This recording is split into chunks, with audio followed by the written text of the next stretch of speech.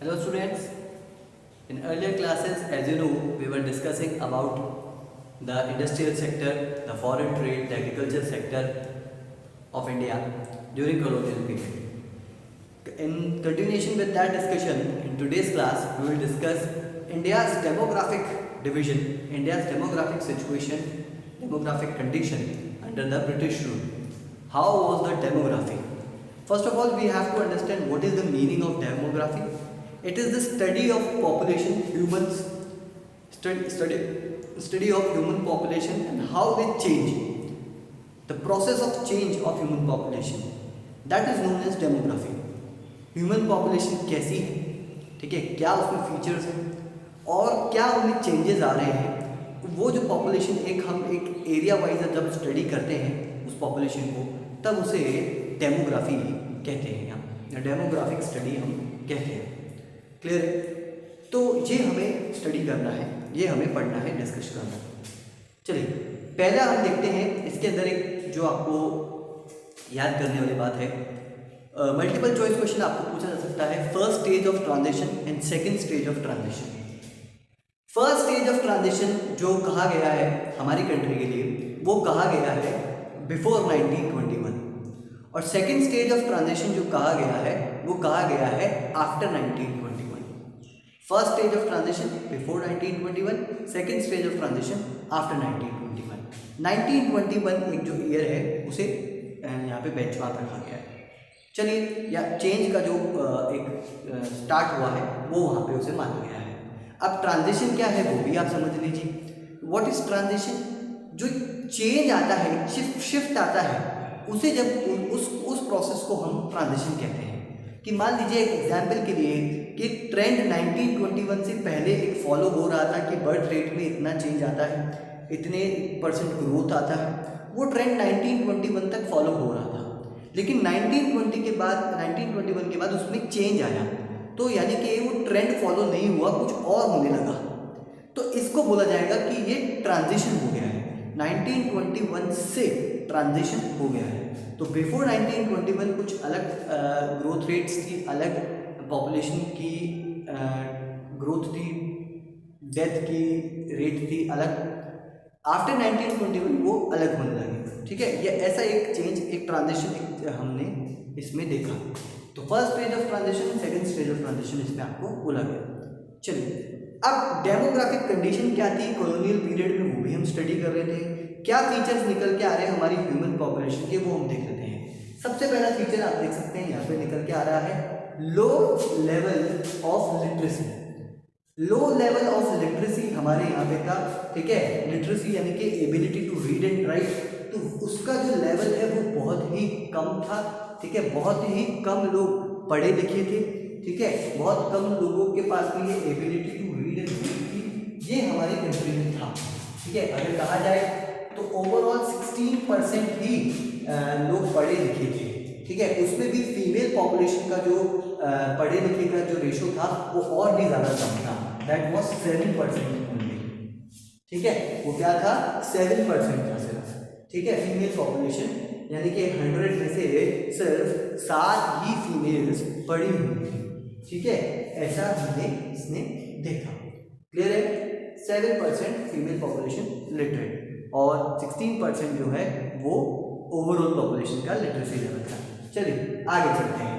Next इसके अंदर क्या है, नेक्स्ट इसके अंदर है lack of adequate public facility, lack of adequate public health facility. यानी कि पब्लिक को, आपको, मेरे को, कॉमन जो एक इंसान है उसको जो हेल्थ केयर फैसिलिटी अवेलेबल थी वो बिल्कुल भी नहीं थी, ठीक है। उनको देखने के लिए डॉक्टर्स, हॉस्पिटल्स, इमीडिएट ट्रीटमेंट करने के लिए कोई भी नहीं था या बहुत कम थे। आज हम देख सकते हैं कि हमारी सिटी में गवर्नमेंट ने हेल्थ केयर फैसिलिटी प्रोवाइड कर रखी है। आसपास हमें हमारी गवर्नमेंट क्लिनिक मिल जाएंगी, गवर्नमेंट हॉस्पिटल मिल जाएंगे, ठीक है। और वो हमें फ्री ऑफ कॉस्ट या बहुत ही नॉमिनल कॉस्ट पे, बहुत कम कॉस्ट पे हमें, आपको सबको हेल्थ केयर फैसिलिटी प्रोवाइड कर रहे हैं, ठीक है। गवर्नमेंट भी उसमें टाइम टू टाइम इम्प्रूवमेंट करती रहती है, लेकिन तब ऐसा नहीं किया जाता था और इसकी वजह से डेथ बहुत ज़्यादा होती थी। जो एपिडेमिक्स है, फेमाइन्स है, महामारियाँ हैं, वो बहुत ज़्यादा फैलती थी, ठीक है। चलिए, चाहे वो एयरबॉर्न हो या वाटरबॉर्न हो। नेक्स्ट आ रहा है high mortality rate. High mortality rate infant specially, infant की हाई मोर्टेलिटी रेट बहुत ज़्यादा थी। इन्फेंट क्या होता है पहले वो समझिए। जो 1 साल तक का बच्चा होता है उसे हम इन्फेंट बोलते हैं। जन्म से, यानी कि from the birth to the 1 year, ठीक है, जन्म से 1 साल तक के बच्चे को इन्फेंट बोला जाता है। उनकी मोर्टेलिटी रेट काफ़ी ज़्यादा थी, मतलब उनकी जो डेथ रेट थी वो बहुत ज़्यादा थी, ठीक है।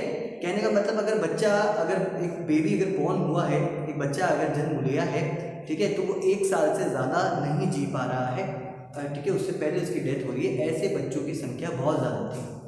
अब ये क्या आपको शो करता है?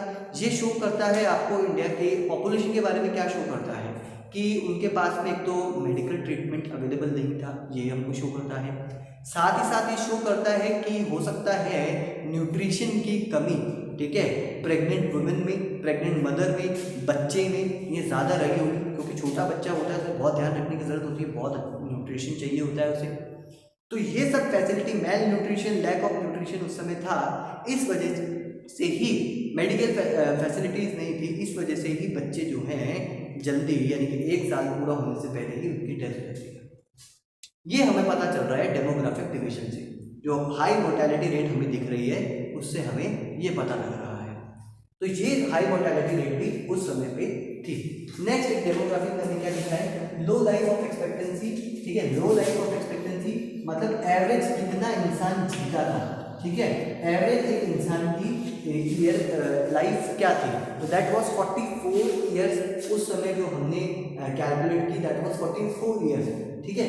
कि अब ये नहीं है कि सारे इंसान 44 ईयर्स में डेथ हो जाती थी।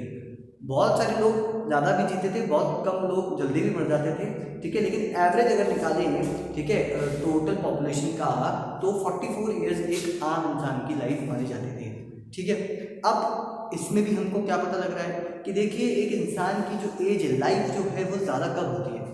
जब उसको जब उसको खाने को अच्छा मिले, फूड उसको अवेलेबल हो, मतलब टाइमली फूड अवेलेबल है, अच्छा फूड अवेलेबल है, मतलब न्यूट्रिशन वाला फूड अवेलेबल है। दूसरा, उसको हेल्थ केयर फैसिलिटी, ठीक है, अच्छी मिल रही हो कि उसकी कोई बीमारी हो जाए तो उसका क्योर हो जाए, ठीक है, उसको ट्रीटमेंट मिल जाए। तीसरा, एक उसके लिविंग कंडीशंस कैसी है, मतलब पीने का पानी कैसा है, सैनिटेशन यानी कि टॉयलेट वगैरह है या नहीं है, ठीक है, पोल्यूशन कैसा है, ठीक है, ये सारी जो चीज़ें हैं ये लिविंग कंडीशंस में आती हैं। तो एक इंसान की जो लाइफ है इन सब चीज़ों पे डिपेंड करती है, और भी चीज़ें हैं लेकिन इन पे बहुत मेजर डिपेंड करती है, आपकी मेरी सबकी। तो अगर ओवरऑल अगर कोई इंसान कम जी रहा है तो हम क्या सोच सकते हैं कि उसकी शायद लिविंग कंडीशंस अच्छी नहीं थी, पीने का साफ पानी अवेलेबल ना हो, या फिर उसके पास में हेल्थ केयर फैसिलिटी अवेलेबल ना हो, या फिर उसके पास में मेडिकल ट्रीटमेंट अवेलेबल, या हेल्थ केयर में आ गया है तो, ठीक है, तो ये सब चीज़ें उसकी अवेलेबल ना हो, उसके पास में न्यूट्रिशन अवेलेबल ना हो उसके पास में, अच्छा, तभी तो उसकी लाइफ कम होगी, ठीक है। और अब ये बढ़ के 68 ईयर्स के आसपास हो गया है। तो अगर ओवर द ईयर्स अगर हमने ग्रो किया है, एवरेज लाइफ अगर किसी इंसान की बढ़ी है, तो ये शो करता है कि हमने इन सब पैरामीटर्स पे, यानी कि nutrition, health care, living condition, इन सब पे थोड़ा इंप्रूवमेंट कर दिया है, अच्छी बात है। लेकिन कॉलोनियल पीरियड पे ये 44 ईयर्स ही था, ये हमें पता चलता है। चलिए, लास्ट है एक्सटेंसिव पोवर्टी। एक्सटेंसिव पोवर्टी मतलब भीषण गरीबी। 1-2 एरिया नहीं, ऑल ओवर इंडिया बहुत सारे लोग पोवर्टी लाइन के नीचे पाए जाते थे, मिलते थे, यानी कि बहुत सारे लोगों को सर्वाइवल का प्रॉब्लम था। बहुत सारे लोग ऐसे थे जिनको 2 टाइम का खाना शायद नहीं मिलता था, ठीक है, फूड मैंने ले लिया, क्लोथिंग, शेल्टर उनको नहीं मिलता था। तो ये सारी प्रॉब्लम्स उनके पास में थी, बहुत सारे लोगों के पास में, एक तो एरिया नहीं, बहुत पूरे ऑल ओवर इंडिया ऐसे लोग बहुत सारे देखने को हमें मिलते थे, ठीक है। तो ये एक्सटेंसिव पॉवर्टी भी हमें एक डेमोग्राफिक फीचर हमारे यहाँ पर दिखता है। तो ये 5 डेमोग्राफिक फीचर्स हमने पॉपुलेशन की स्टडी, उस समय के पॉपुलेशन की स्टडी करते हैं तो ये हमें पता चलते हैं। Okay class, so that's all for today, that's what the demographic division, demographic situation of the population under the British rule. इतना ही आज हम करेंगे, बाकी हम नेक्स्ट क्लास में करेंगे, ठीक है। Thank you.